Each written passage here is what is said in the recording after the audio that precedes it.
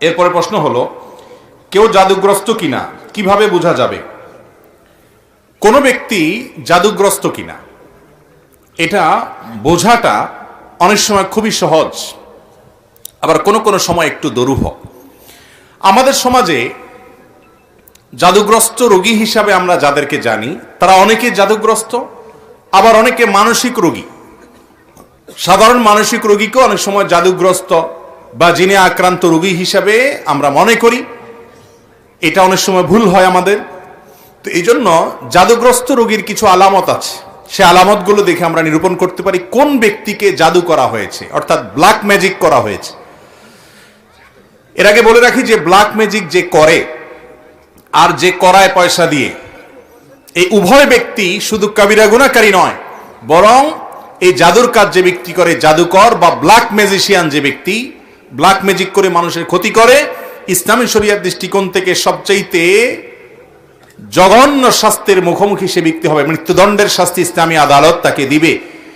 এটাই হলো ইসলামী শরিয়ার বিধান। এত জঘন্য অপরাধ। আর জাদুর বাস্তবতা এটাকে আমাদের অনেক তথাকথিত বিজ্ঞান মনস্ক ভাইয়েরা অস্বীকার করেন। তারা বলে অলৌকিক বলতে কোনো কিছু নাই, তারা অলৌকিকতাকে অস্বীকার করেন। আমার মনে হয় এই একটা পয়েন্টে যদি একজন মানুষ নির্মোহভাবে নিরপেক্ষভাবে একটু যাচাই করার চেষ্টা করেন যে আসলে জাদু বলতে কোনো কিছু আছে কিনা, বা জেনে ধরা রোগী বা জিনের উপদ্রব বলতে কোনো কিছু আছে কিনা, একটু যদি অনুসন্ধান করা হয় এবং সেটা যদি ইনসাফের সাথে করা হয়, নির্মোহভাবে করা হয়, আমার তো মনে হয় এই যুগে আল্লাহর কোরআনের প্রতি ঈমান আনার জন্য আর কিছু দরকার নাই, এই একটা পয়েন্টই যথেষ্ট। কারণ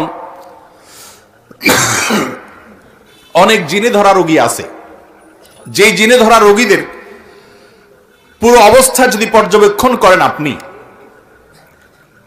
তাদের মধ্যে যে সমস্যা আছে সেই সমস্যাটা যে অলৌকিক, সেই সমস্যাটা যে কোনো লৌকিক সমস্যা না, সেই সমস্যাটা যে সাধারণ কোনো সমস্যা না, অসুখ না, এটা বোঝার জন্য আপনার পণ্ডিত হওয়া লাগবে না, বেশি সময় অপেক্ষা করা লাগবে না। যারা জিনের রোগী দেখেছেন এবং জিনের উপদ্রব যাদের বাসা বাড়িতে হয়েছে, স্বচক্ষে দেখার সুযোগ পেয়েছেন, তাদের কাছে এটা দিনের আলোর মতো পরিষ্কার।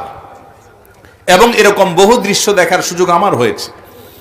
আল্লাহ রাব্বুল আলামিন কোরআনে কারিমে সূরা জিনের মধ্যে জিন জাতির অস্তিত্বের কথা বলেছেন।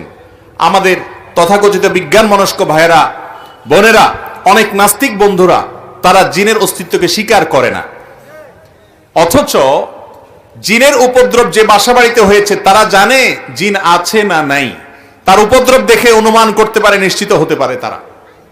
আমি ব্যক্তিগতভাবে এরকম কয়েকটা ঘটনার কথা জানি যে বাসায় মেয়েরা হয়তো কোনো তরকারি কেটে, ধরুন কুমড়া কেটে ফালি করে রেখেছে, তাকিয়ে দেখে ফালিটা নাই, নিয়ে গেছে। কে নিয়ে গেছে? আমার কোনো বিজ্ঞান মনস্ক ভাই এটার কোনো ব্যাখ্যা দাঁড় করাতে পারবেন না। ফ্রিজ থেকে ডিম এনে ড্রয়িং রুমে মাঝখানে ছেড়ে দিস, কে ফেলেছে? কোনো ব্যাখ্যা বিজ্ঞান মনস্ক ভাইরা বের করতে পারবেন না। এবং হয়তো জিনে কোনো ব্যক্তির উপরে আক্রমণ করেছে, তার উপরে সওয়ার হয়ে বসেছে, এই ব্যক্তি তাকে নিয়ে গাছের ডালে নিয়ে গেছে। এ ধরনের ঘটনাগুলো আমাদের চোখের সামনে অনেকবার ঘটেছে। এবং জাদুগ্রস্ত রোগীর বিষয়টা আরো পরিষ্কার। বিশেষ করে কোনো ব্যক্তি যখন জাদুগ্রস্ত হয়, জাদুর অনেক প্রকার আছে, এক একজনকে এক একভাবে জাদু করা হয়। নারীদের উপরে অনেক সময় ভিন্ন ধরনের জাদু করা হয়, পুরুষদের উপরে ভিন্নভাবে জাদু করা হয়। এই জাদু কারোর উপরে করা হয়েছে কিনা এটা বোঝার জন্য একটা মৌলিক আলামত হলো জাদুগ্রস্ত ব্যক্তি কোরআনে কারিমের তেলাওয়াত সহ্য করতে পারে না, কোরআনের তেলাওয়াত সহ্য করতে পারে না।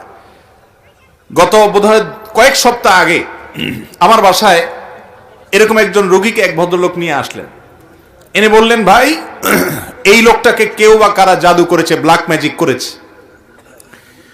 এবং তার আলামত হিসেবে তারা বললেন যে এ আজানের আওয়াজ শুনলে পাগলের মতো ছটফট করে, সে টিকতে পারে না, এবং কোরআনে কারিমের তেলাওয়াত সে শুনতেই পারে না।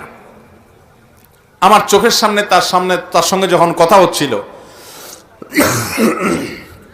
কোরআনে কারিমের তেলাওয়াত শুনে তার শরীরে আমি নিজে চোখের সামনে দেখলাম যে তার পাগুলো, আঙ্গুলগুলো এরকম সব বাঁকা হয়ে যাচ্ছে। পুরো শরীর কোকড়ায় বোকড়ায় যাচ্ছে ভয়ঙ্কর ভাবে। আমার বিজ্ঞান মনস্ক ভাইরা, কোরআন তেলাওয়াতের সময় কেন এমন হয়, তেলাওয়াত শেষ আবার সে স্বাভাবিক, এটার কোনো ব্যাখ্যা কিয়ামত পর্যন্ত হয়তো দাঁড় করাতে পারবেন না। এই জাদুর অস্তিত্বকে অস্বীকার করার কোনো সুযোগ নেই। কোরআনে কারীমে আল্লাহ রাব্বুল আলামিন জাদুর অস্তিত্বের কথা উল্লেখ করেছেন, জিনের উপদ্রব হয় সে কথা আল্লাহ তাআলা কোরআনে উল্লেখ করেছেন। এই জন্য কোন ব্যক্তি জাদুগ্রস্ত কিনা এটা বোঝার জন্য একটা মৌলিক আলামত হলো কোরআনে কারীমের তেলাওয়াত সাধারণত জাদুগ্রস্ত রোগী সহ্য করতে পারে না এবং অস্থির হয়ে যায়, কখনো শরীর ফুলে ওঠে, কখনো ছটফট করে, কখনো সে তেলাওয়াত বন্ধ করার জন্য তার যত জোর আছে তত জোর দিয়ে চেষ্টা করে। আমার পরিচিত অনেক মানুষ আছে এমন যাদের কথা জানি আমরা, কোরআন তেলাওয়াত তারা সহ্য করতে পারে না। তো এটা একটা আলামত যে লোকটাকে ব্ল্যাক ম্যাজিক করা হয়েছে। এরকম আরো বহু আলামত আছে। কখনো কখনো ব্ল্যাক ম্যাজিক করা হলে এই ব্যক্তি দিন দিন শুকায় যায়, খেতে পারে না, বাসার থেকে বের হতে পারে না, বিছানা থেকে উঠতেও পারে না ভালো করে। এমনিতে তার মধ্যে কোনো রোগ নেই।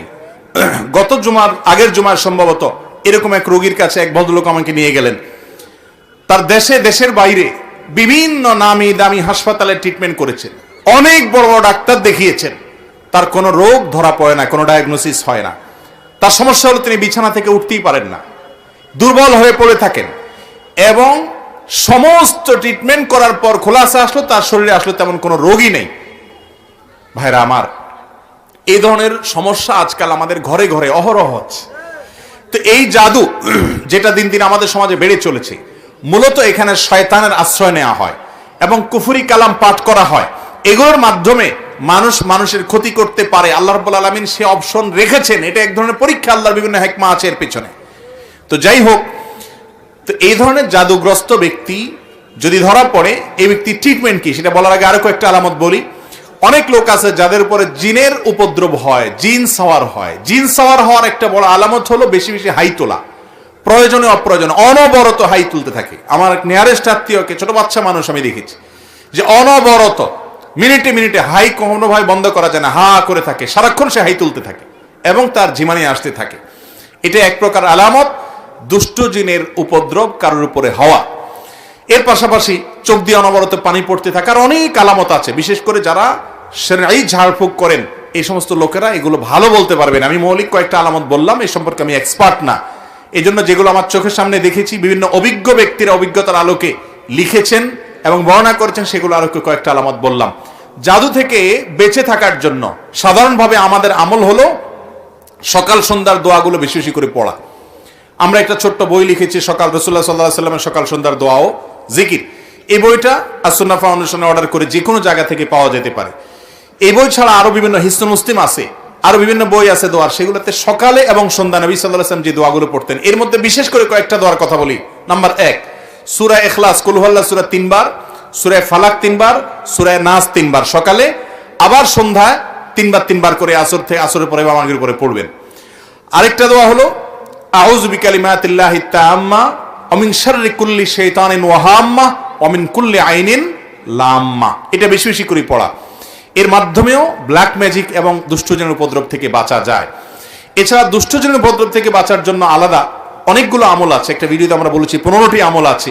বাসা বাড়িতে সাধারণত টয়লেটে এদের অবস্থানটা বেশি থাকে, পেশাব ময়লা ইত্যাদি বেশি থাকলে সেখানে থাকে, এবং নানা রকমের প্রাণীর ছবি ইত্যাদি টাঙানো থাকলে সেখানেও হয়, আরো অনেক কারণে হয়। এগুলো থেকে বাঁচার জন্য বাসায় প্রবেশের সঙ্গে বিসমিল্লাহ বলে প্রবেশ, আবার বের হওয়ার সময় বিসমিল্লাহ বলে বের হওয়া, এগুলো হলো এদের উপদ্রব থেকে বাঁচার উপায়। খাবার গ্রহণ করার সময় বিসমিল্লাহ এবং যে কোনো ভালো কাজের শুরুতে বিসমিল্লাহ। এরকম আরো অনেক আমল আছে।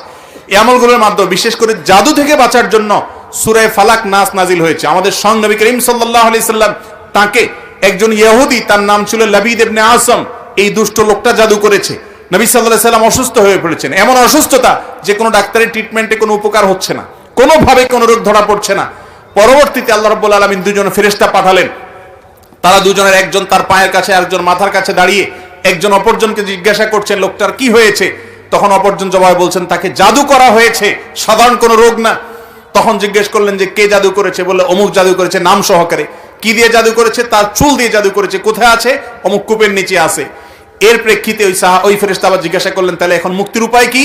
তখন বললেন এই কুল হুয়াল্লাহু আহাদ, কুল আউযু বিরাব্বিল ফালাক, কুল আউযু বিরাব্বিন নাস। বিশেষ করে কুল আউযু বিরাব্বিল ফালাক এটা এবং কুল আউযু বিরাব্বিন নাস, এই দুটি সূরা জাদু থেকে মুক্তির জন্য অসম্ভব উপকারী আমল।